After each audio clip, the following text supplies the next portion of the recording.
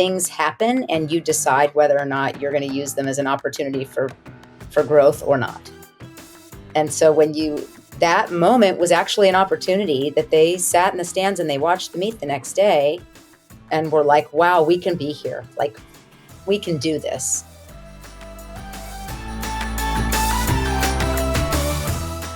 Hello, beautiful people, and welcome to Season 3 of Flipping Out with Bridget Sloan.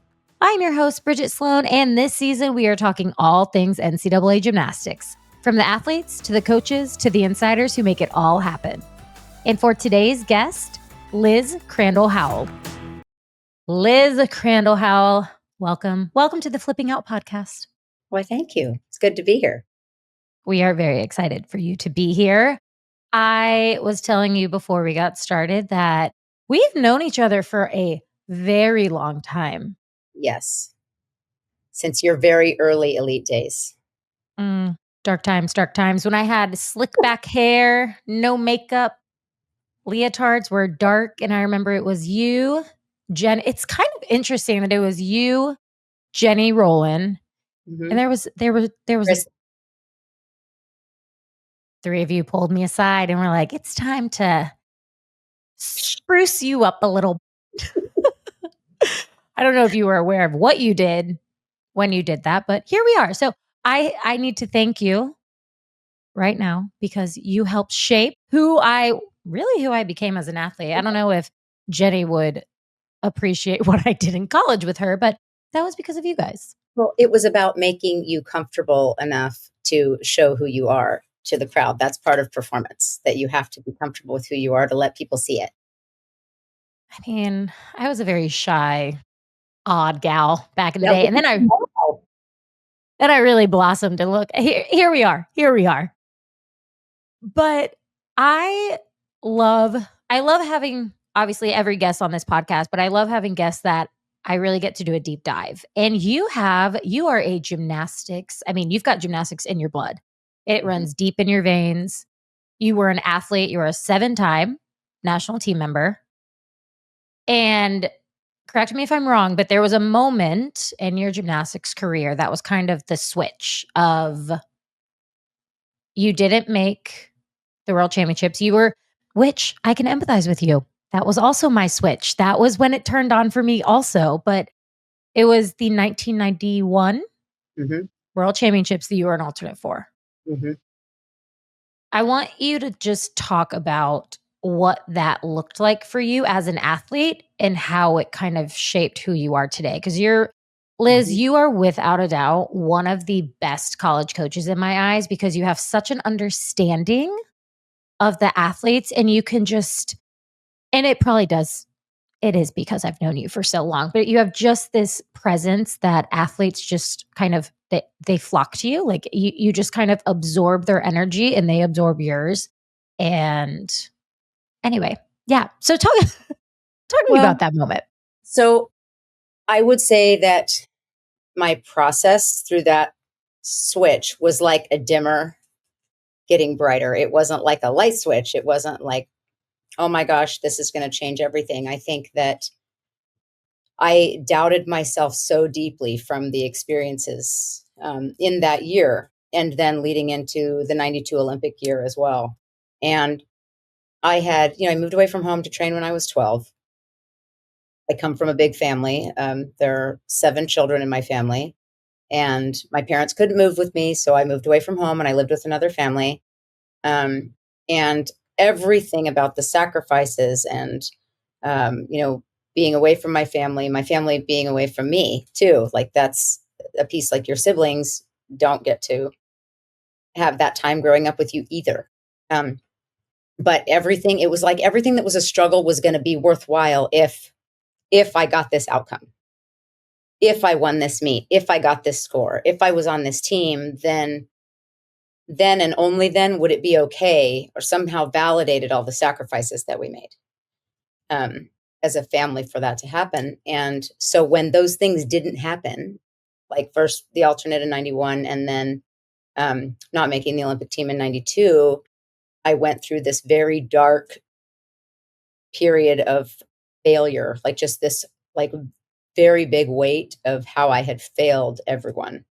because I didn't get these outcomes. And I almost quit gymnastics. Like I did my first 2 years of college, but my sophomore year was really hard, like emotionally really hard. And I was just on this edge of like, I don't know if I want to do this anymore. And I didn't want to look at gymnastics. I didn't want to watch gymnastics. I didn't want to talk to people about gymnastics. And the summer in between my sophomore and junior year, um, it felt like forever, but it was really probably like 6 weeks. Like I went home and I was like, I'm going to try all these other sports. I'm going to like try different kinds of working out. And I like just did bike riding and rollerblading and all kinds of different things. But I really got intrigued with working out and lifting and like how the body works. And what I learned from that experience is like two really important things. One, the body is really cool and what it can do is amazing. And then second, what we do I was wondering, I could see in the back, I was like, what is happening back there? Perfect timing. Thank you, Justin. Was that Justin? Yep. Okay. Perfect timing. Yeah, like the one that the body is so cool and like what we are capable of in our mind, body, soul to create with will to do something is amazing. And then second, what we do in gymnastics is even next level beyond amazing. And the number of people in this world who've ever lived on the planet who can do with their bodies what even a level 4, 5, 6 gymnast can do is very, very small. And then the perspective of like, oh my gosh, that's why I loved it so much. Like it made me remember the joy of what it was like to learn an aerial for the first time and like playing on the monkey bars at school and teaching myself giants on the monkey bars at school and front giants and front soul circles and like yeah that was just what we did. It was like you played and you experimented and it was you didn't really think about the risks of things, you just played. Hold on. You did giants on the monkey bars at school? Yep, like on the metal bars. And Okay. we would tie ourselves with our sweatshirt into the bar and do like it would look like a front layout. You'd be doing like a front stretch circle, but like that's when I learned to shift a front giant. I didn't know that. I was just playing. But that's how I learned to do it. So when I learned a front giant, I was like, this makes sense. Like if this is you just turn over, like that's fine. But like that process of stepping away and revisiting movement brought me back to, oh my gosh, this is so cool. Mhm. And it made me grateful for the ability that I had to do it. It made me see the experiences I had in front of me as, oh my gosh, I've had lost time. Like these things that didn't really matter have cheated me out of the enjoyment that I could have had in the last 3, 4 years. And I'm not going to let that happen anymore. And so my junior and senior year were awesome. I loved every minute of it. I did not want to be done with gymnastics. If I had lived in getting a COVID year back then, I would have been like, yes, I will take one more and another, and I'll keep going as long as my body lets me do it. But I definitely felt like that transition um, made me understand my purpose, that my purpose wasn't necessarily to have these outcomes, that my purpose in having that talent and the joy for the sport was so that I could share that with other people. And at that point, I knew that I would probably coach. Wow. So you basically, from what I'm gathering, in college is when it was like, okay, my purpose is not just to compete and win and do gymnastics. It's actually to give back and you know, help other people achieve Yep, their goals. yep. And I was taught by my parents that like, and even though I didn't process it till later, like all growing up, it was like you don't have your talents aren't yours. The talents that each of us have are for us to be able to grow them so that they can help, contribute to everyone around you.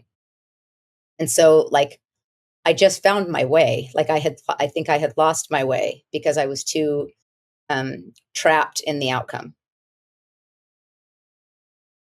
Oh, I feel like a lot of us have been there before, but I can appreciate the fact that you're open about going through a dark time, 'cause here's the thing, in my personal opinion, every athlete goes through, I called it my identity crisis.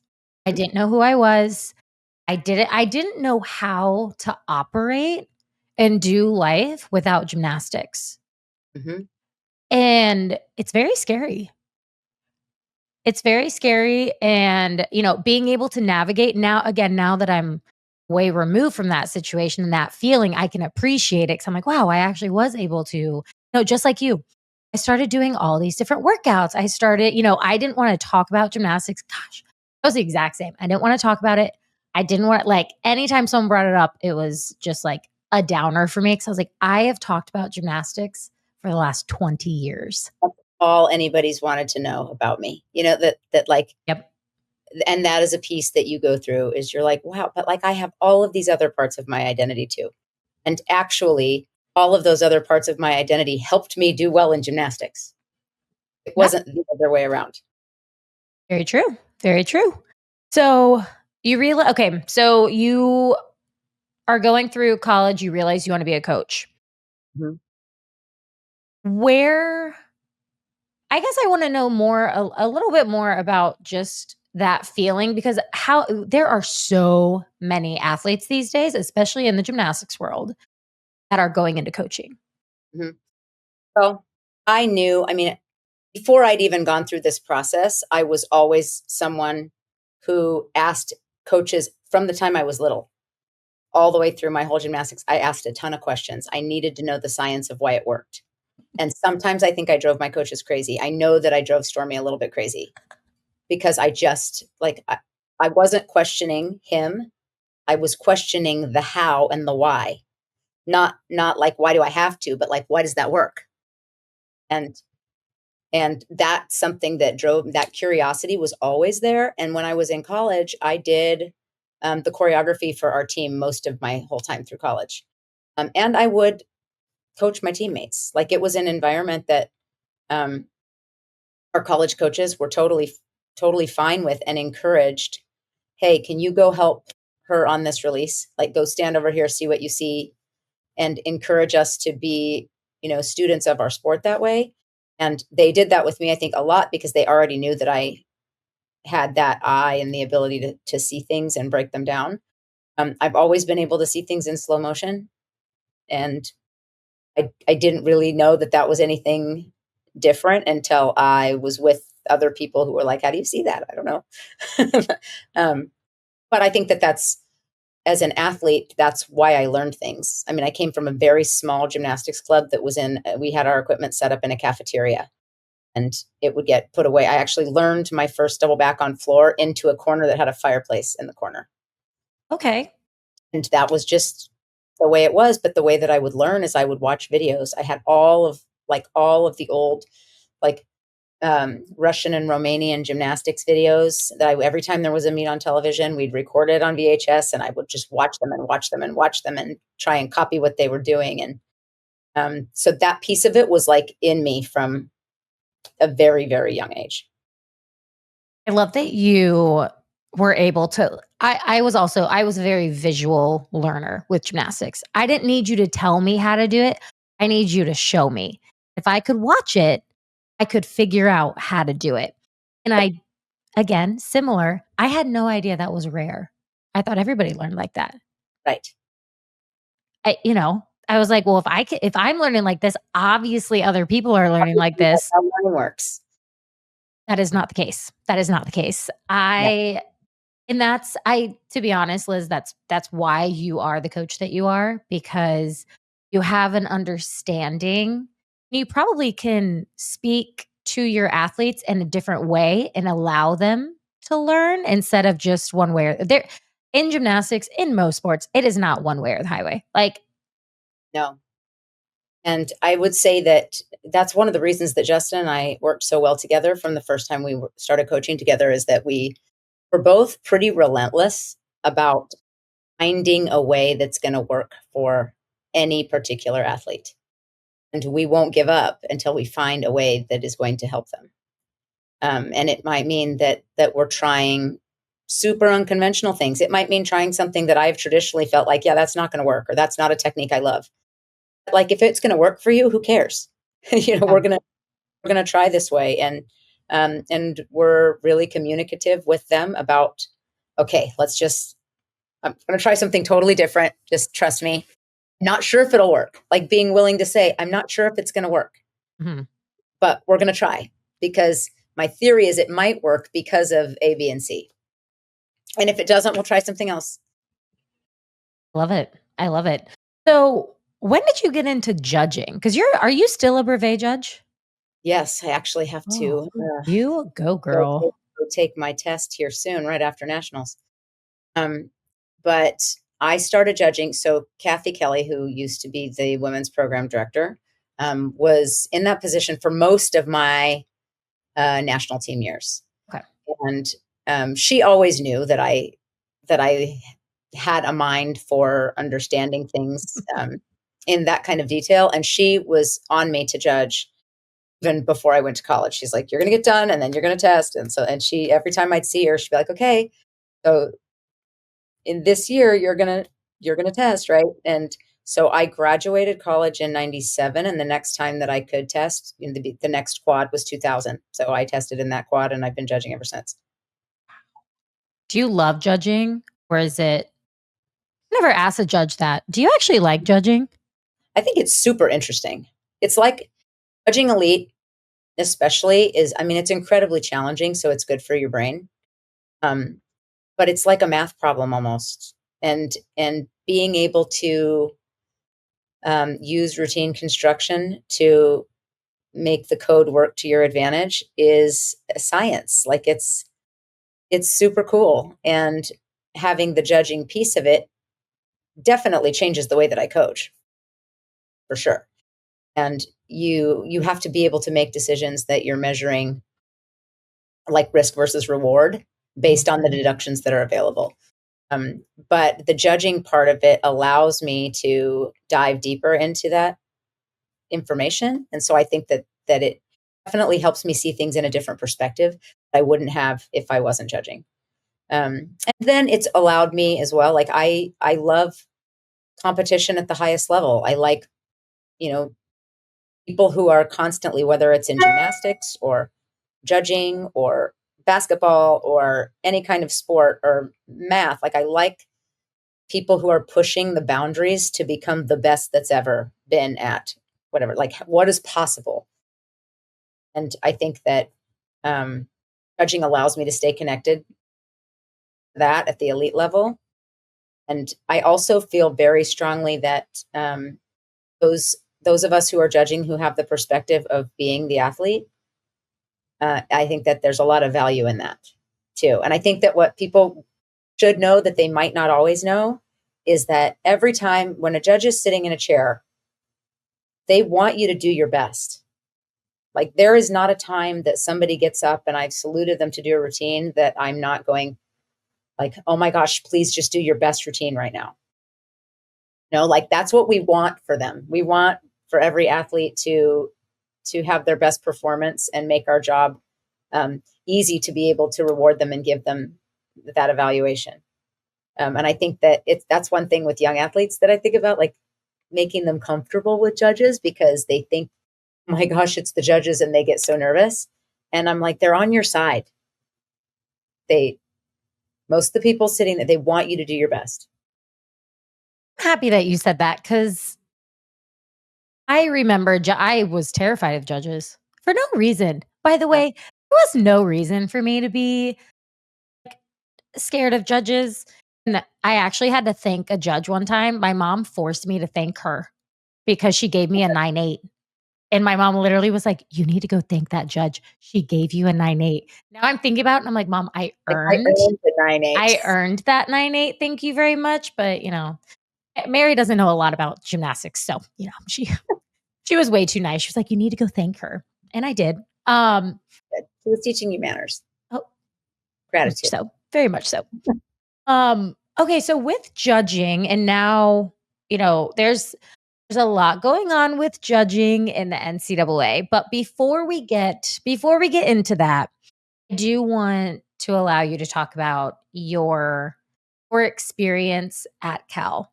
Because you, your husband, your entire staff have totally changed that program. Cal was not on the radar. It really wasn't. And then you guys basically just took gymnastics by storm. Sam, I don't know if you saw the comment from Sammy P. She said, Cal does not do cookie cutter gymnastics like that. That was a pretty cool compliment. I really liked that.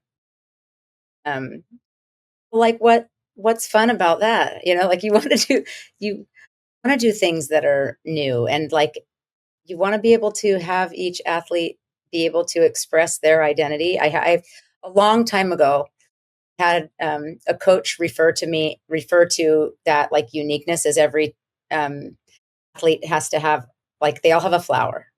Everybody has their unique thing that's in their routine. And she was talking about choreography. Like every one of the athletes had something stand out, but it really resonated with me because that's how we have felt coaching club to now, is like finding things that, especially when college gymnastics, everybody starts from a 10. There's not that much different. There's not too many different things that you're doing. Generally, people are going after similar routine construction because this is what will get evaluated the highest level, or it has the least amount of risks. And so there's a balance between how do you play in that world in a way that is best for them to get to do well, perform well, but also give them their identity and say, yeah, but this is what's going to make you stand out and you special. And somebody to think, oh, Maya Lazan does this, or whoever it may be. MJ's got the most beautiful ring jump, and she needs it in a routine. She's going to have it there because this thing that she can do is extraordinary. So it's not about whether or not it has to be in the routine. It's about them being able to show off what is special about them that is extraordinary beyond just the requirements of the sport. Love that. And she does have the best ring jump. So fabulous. Let's say you are not wrong there. So last year was pretty great. Pretty great. 2024 for the Cal Golden Bears was quite a time. Mm-hmm. What would you say was the biggest takeaway from last year going into this season? I think that last year's success really began with their perceived failure of not making it to the finals in the prior year. And when I say that was their perception, I didn't feel like, I don't believe that failure is a thing that happens to you. I believe that things happen and you decide whether or not you're going to use them as an opportunity for growth or not. And so that moment was actually an opportunity that they sat in the stands and they watched the meet the next day and were like, wow, we can be here. Like, we can do this. And they made a decision that, again, you don't have control over whether or not you're going to win something. Like, you don't have control over the other team. All you have control over is the way that you prepare and that you set yourself up for success. And so their goal from that time forward was like, we are going to put ourselves in the best situation for success so that we can capitalize on any opportunities that come our way. And they did that. And I think that it wouldn't have mattered. I mean, they competed with such freedom all the way through the end of last year, knowing that they did everything that they could have done. And that gave them a lot of like just peace and confidence when they competed because they had already done the work before the competition. And I would say that the takeaway is every single year is different. And just because you do that work every single time, and that you have to be able to find new ways to continue to improve. We have an athlete, now graduated athlete here at Cal named Cameron Rogers. She's a thrower for Canada, and she won the gold medal at the Olympics. And she was a 3-time NCAA, actually maybe 4-time by the time she was done. But at the time that she was telling us this story, she'd won 3 NCAA national championships. And at the end of each one, she would say, like, she'd get together with her coaches and all the people around her and go, okay, like, what's it going to take to do this again? Because the work that I did this time isn't going to be enough next time, because that's the way progress works. You do something and the next person is going to go, oh, they did this. Now I want to level up. And that's what's like beautiful about competition, because you continue to push each other forward. But I think that what they're learning is, okay, now what is it going to take? Now, how do we improve? And you don't accomplish a thing, like sustained success doesn't happen because you do the work one time, and you have to keep doing it. Liz, you are just very wise. And I feel like have you written a book? No. I think you should write a book. I think you should put that on your dream board. Dream board is when I have time. Yeah, just fit it into your schedule. I can like start recording stuff on my phone in the car. Yes. Or I can call you on my way home and say, are you recording? Yep, exactly. We can call it car thoughts. And it can just be, we should really run with this idea. We really should. So moving on to this season, there were a lot of changes to your program, not specifically your team, but just, you're in the ACC now. ACC now. How's that going? I think that the ACC as a conference is so good at making sure that they take care of the whole athlete. And I've been very impressed with all of the different programs that they have. Just what they stand for, their mission, having ways that they're giving the athletes opportunities to be involved in different groups and things like that. But also just, I think that our conference championship production was fantastic. I think that considering that this is their second year doing it, that they started off last year before us and Stanford got in there, and they already very first time had the meet on podium. Like if we're going to do this, we're going to do it right.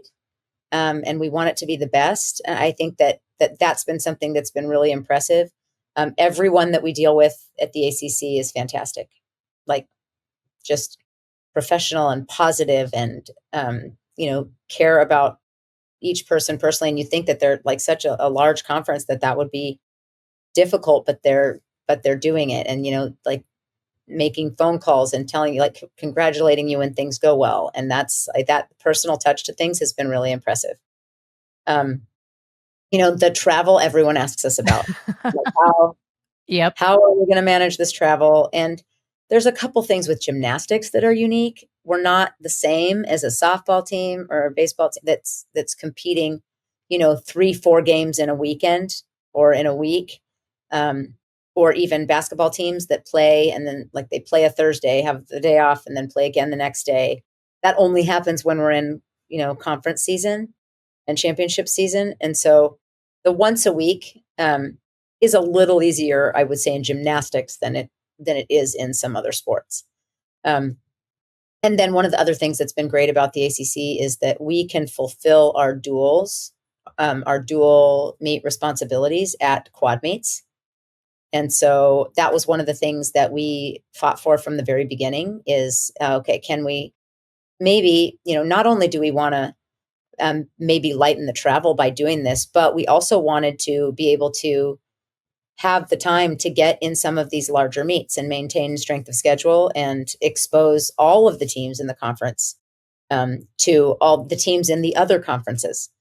One of the things that has been the best lesson and for our staff and in the journey of Cal Gymnastics is that from an early on time, we fought to be able to compete with teams that were outside of our conference, even if that meant that we were going to travel a long way. Because we knew that if we could put them in the same building with their competition, that they felt like were here as they were rising, that they would be able to do two things, that they would realize, oh my gosh, like we are good enough to compete with anybody. And also that they're surrounded by excellence, and that helps you raise your standard. I mean, they come to Cal, the number one public institution in the world, because they know that everybody here is going to be pushing themselves to be great. And so you learn and you kind of, absorb that excellence that is around you. it's not different in competing at the highest level in anything. I think that you want to be around the best of the best. And so I think that piece for the ACC being very accommodating about us being able to do that is going to be something that's going to have a big payoff in the long run. Now, did you guys do a lot of quad meets in previous years? We have been doing more of More. them. I'd say in the last 3-4 years, we've done quite a few. That's always been something that's really stood out to me as an athlete that never did like Hmm. quad meets were unheard of in regular season. Hmm. But I have to say, well, I can't say because I've never done it, but I feel like it would be so much nicer on your body. A quad meet, it's normally on podium, which Hmm. for an athlete that has never been on podium in gymnastics, it is a game changer. Hmm. It is a game changer. So, do you think that has something to do with why, your athletes, they go to compete and they're prepared? Do you Hmm. kind of think that maybe because the quad meets that they've been doing in the past and especially this season, from what I saw at ACC championships, they were prepared. They Hmm. looked great. Do you think that comes from obviously what you do in preseason, of course, but then during regular season doing the quad meets? Yes, and so we have a strategy. I mean, we start with quad meets because what you say, they're easier. They're a little bit easier Ah, on your body. So our first 2 meets were on podium, and so we do that. And especially when you're getting ready to do flow routines, your first ones of the year, your gosh. first vaults of the year, um, definitely it's helpful because those are going. I don't care how well you've prepared, it always stings. It Every time. Every time it always feels like, wow, it's been a minute since I felt that. And it's different when you're cold. Oh, yeah. Like when you're going in a competition situation. And I mean, you always know that time where you, especially if you start on bars and your feet aren't warm and that first dismount that you do, and it just like sends shocks through your entire It feels body. like needles. It feels like you're stepping on needles. Oh, It's like just come all the way up through you. And like, so there's definitely something about like creating an environment that gives them a little bit of a cushion at the beginning of the year and then helps because there's also the piece of gaining your confidence. And it's hard to gain confidence and be worried about that's going to hurt at the same time. And so, yeah. you know, trying to be able to minimize that as much as possible has been really good. We've done that for the last 4 years. Every season for the last 4 years, our first meet has been on podium. Um, and then we now train on a podium. So our gym was renovated this last summer and all the equipment is on podium. So the whole floor came up and the whole gym itself is on podium. And then the vault is on a higher, like vault and bars with loose foam have a higher podium, but every single piece of equipment sits on a podium. And then the resis are dropped in. Hold on. I'm like trying to wrap my head around this. Your entire practice facility is on podium. Yes. That is freaking awesome. Hmm. Oh my gosh. Can you imagine what your body must feel like being on podium all the time? It must feel great. Yeah. And I think that like with beam in particular, that can be an adjustment of going up and down. Or like, when you haven't been on podium and like the settling before we had the gym up Mhm. on podium, I used to I'd take the beam, like a low beam out on blocks and I would put it on the spring floor and then like put sandbags on the end to like hold it still, but it was still pretty bouncy. And they had to do full routines on that so that they would feel the bounce of it. And like, you have to land twice. It's like absorb and then absorb again. Settle yourself or settle the beam, settle yourself. But like figuring that out and then the patience that it takes to do that um, is definitely a different skill. And so I think, you know, definitely that has helped them in the start. So we, just like everybody else, we do have to do dual meets for our conference schedule. And when you were in the SEC, there are a lot of teams. And so they, the system of the SEC is like you're always doing those dual meets and that's what they want to do. Um, But we start with quads generally, and then we go into our dual meets, and then we finish the season with quads because the championship season is all quads. So getting back into the rhythm of what it's like, and now with the double dual format as well, so that like, okay, we're done with those dual meets, and now we're doing this, and like back changing the rhythm into what it's going to be in the championship format. So they're like very familiar with it. I like that. I like that a lot. Man, what it must feel like to do a vault on podium instead of there really was nothing worse than landing a vault. And Oh, and we, it was like the first one. Oh, it literally gives me chills just thinking about my ankles hurt thinking about that first one. And the mats were always so hard. New yeah, mats, newsflash, new mats are not the way. they hurt Yes. Oh my a lot. gosh. I mean, when we watch the developmental program meets, they're competing on cement often, like with a 4-inch mat, not even the 20 centimeter mats. And you're just like, oh, we're so spoiled. Like totally different world. Oh my gosh, my knees could never. My knees, my ankles, my hip, my body would just crumble. Imagine just falling to dust. That would be my bones.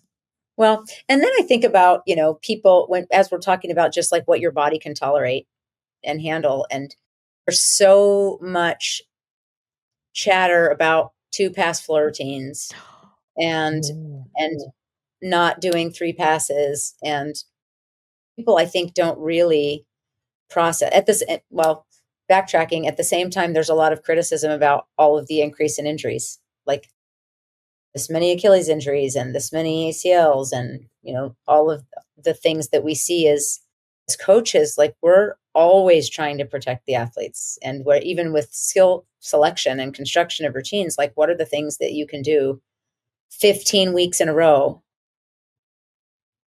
without a break, and that the science would have you like come down and back up again. The season and the way that it's built, it doesn't allow for that.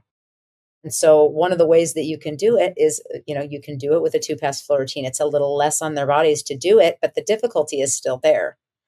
And I think that we haven't really absorbed the shift in the last 10 years in how competitive college gymnastics is.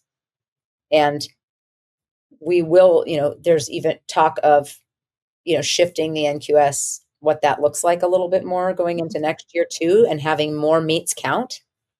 So really all the meets count. So even though with our current NQS, we're drawing from 6 scores, every meet is so competitive that you can't really take a meet off that you're saying, okay, well, this one's not really going to count for something. We're going to rest everybody. Like that's just not a luxury that most people have, that everybody is good. And in order to be competitive, you've got to put your best out there every weekend. So being able to make that shift and protect their bodies while also continuing to compete at a high level and putting them in the best situation to succeed, I think that the 2-pass floor routine has actually been really good for their bodies. I hate the 2-pass floor routine, and you wanna know why I hate it? It's called jealousy. I'm Me jealous. too. Like, we did a 5-pass floor routine in elite. It's not even allowed Why? to do now. Wha You can't wait, do 5 that should passes. be a rule. There should never have been a time where you are doing more than 4 passes in elite. Even 4 is excessive, and then you go to college. Was there any choreography It or leaping wasn't. At least routine with not 5 mine. passes? There's no, you couldn't. You literally had to tumble, turn around, tumble, turn around. It was like one little section that you could run across the floor to do your leaping. It was literally like go, and then leap, and then go, and then another leap, and then dismount. And then you had, like, the parts where you were on the floor, and personally, those are my breathing. That's where I We're was like, trying to catch my "Yeah." breath. Yeah. That's where I was really going slow, but, I'm jealous of the 2-pass floor routine. I think it is so important, like you said, to save their bodies. The Mhm. health of the athlete is always number 1, and I do believe when you are competing 15 weekends in a row, and you're doing a 3-pass floor routine, all it takes is for one meet to be a little tired. Yep. And And then you're done. Then like, yep. exactly. And we've simultaneously made vault a lot harder. Yeah. And so like what they're expected to do on vault and the amount of training, especially because for most people, they're learning these vaults in college. There's like the select few that already have them all, but for a lot of people to be competitive, you're teaching these vaults in college. And so it's a lot, and it's a lot of, I mean, think about how much time it took you to develop, like take the step from your Chenko full to your Chenko double full. How many years you were doing the double full before you ever put it out on a hard floor? Like typically it's like two years maybe that you're like going and going. And then sometimes this is happening in like 3-4 months. And now not only are you now you've learned a new vault and you're doing it, but you're gonna do it 15 weeks in a row on the hard ground. Learning your Chenko double twist still haunts my dreams because vault is without a doubt the worst event in my opinion. Like doing vault was such a challenge for me and doing your Chenko double twist, I prayed every time. I did that vault for years. I still prayed. I I hear still was so many people say that. like, yeah, and that is interesting. And this is actually a really good segue into what we talked about this earlier. Right, here we go. The judging. That has always been here's the thing that I think I know I forget. Judging will never be perfect. It never will be perfect. And it never has been. Like, it's never been a perfect system. This year, it just seems to be the topic every single week. Yes. I I think I can give some perspective in just the argument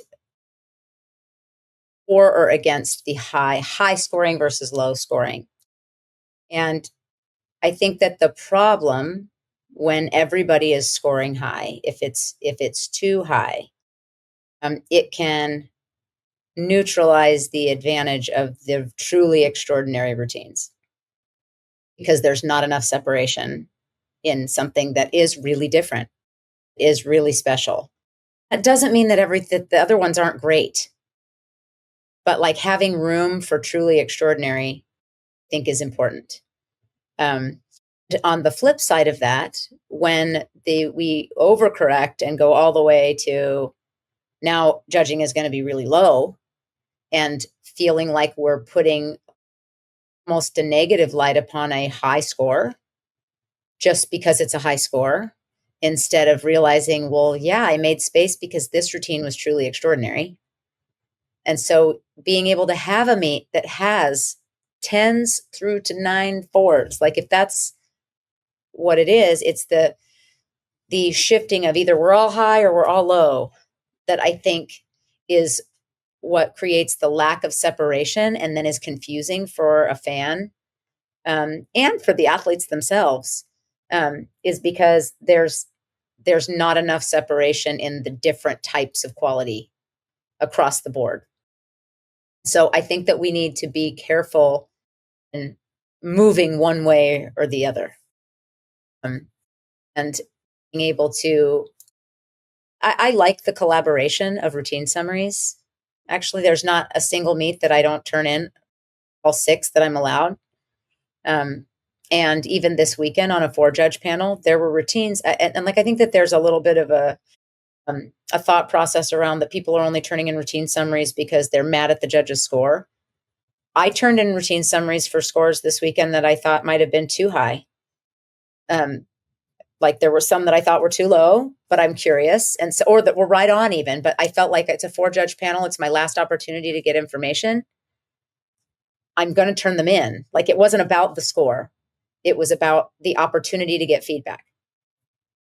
And I feel like if we can continue to encourage that type of collaboration with the judges and they're not the adversary, that we can open the door to everybody's improvement, because ultimately what we should all want is for the athletes to be in the best situation possible to succeed.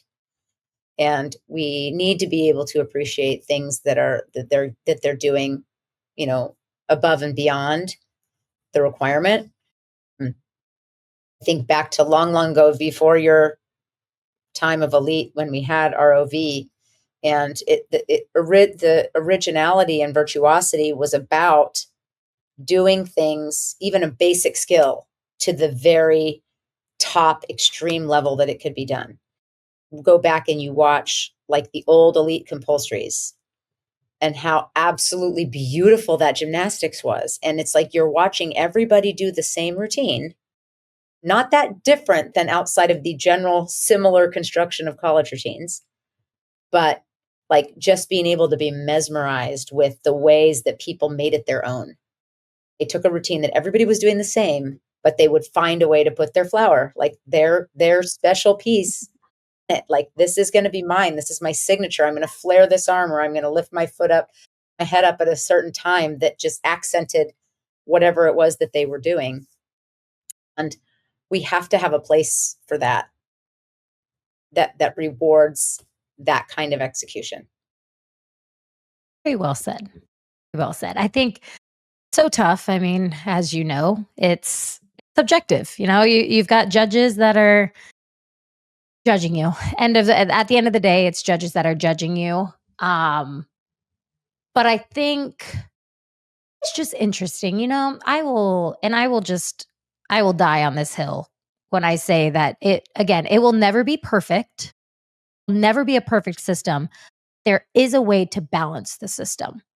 And I think that's what I mean by the lack of extremes. That I don't think anybody's saying we want all the scores to be high, and nobody's saying we want all the scores to be low.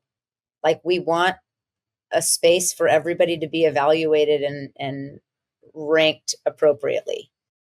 I think that judges can be afraid of what will be said about them, be it from the people online, the fans, from the coaches.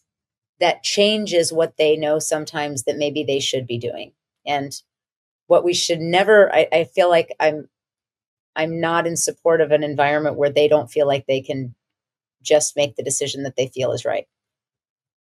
And if that means that some of that is happening because we need more education, like, that's also something that I think that could improve a lot of things. I think, especially because we have so many more elite athletes competing in the NCAA than a decade ago, type of gymnastics and skills that they're doing are also different than what a lot of people see generally in our level 10 athletes.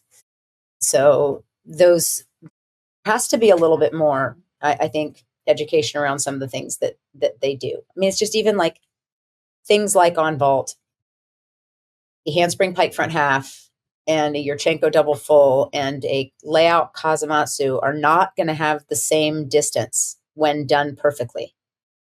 All three vaults done perfectly are going to have a different total distance from the table, different total height, because the vault is different. Like, it's a completely different skill. Where you would hit on the table is a completely different place to create the type of trajectory that you need to do that.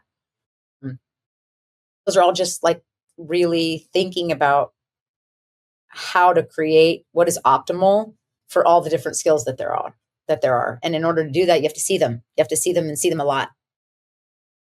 Know them well. And I mean, that's a really great point. And I actually really like going back to vault, because you're right. Every single vault, they're all worth the same. They all have the same, they're all that 10-0 start value. They have completely different entries, right? Distance, like all of those things are different factors, I should say, of what makes the vault perfect. Yes. Forward vault, taking off, when you're driving the energy from your feet without a round off or a front handspring or a skill in front of it to create rotation, requires a different angle on the table to be able to get you up in the air and rotate at the same time. When you're doing a round off onto the board, you're getting rotation from the round off. So you're getting away with, a little bit more. Yeah. Agree with you. I agree with you.